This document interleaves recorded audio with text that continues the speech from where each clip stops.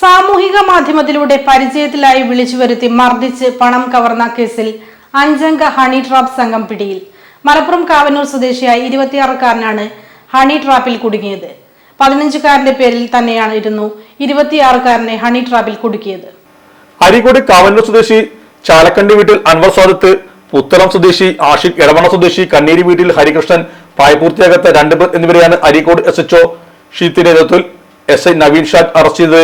കാവന്നൂർ സ്വദേശിയായ 26-കാരനാണ് ഹണി ട്രാപ്പിൽ കുടുങ്ങിയത്. 15-കാരന്റെ പേരിൽ തന്നെയായിരുന്നു 26-കാരനെ ഹണി ട്രാപ്പിൽ കുടുക്കിയത്. ഹണി ട്രാപ്പ് കെണിയൊരുക്കിയത് 15-കാരനെന്നാണ് പോലീസ് വിശദമാക്കുന്നത്.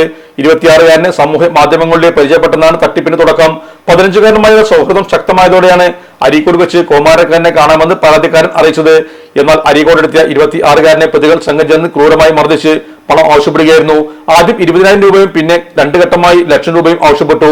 ഭീഷണിക്ക് വാങ്ങിയ 26-കാരൻ 40,000 രൂപ പരാതിക്കാരൻ സംഘത്തിന് നൽകി. എന്നാൽ സംഘം വീണ്ടും പണം ആവശ്യപ്പെട്ടതാണ് 26-കാരൻ പോലീസിൽ വിവരം അറിയിച്ചത്.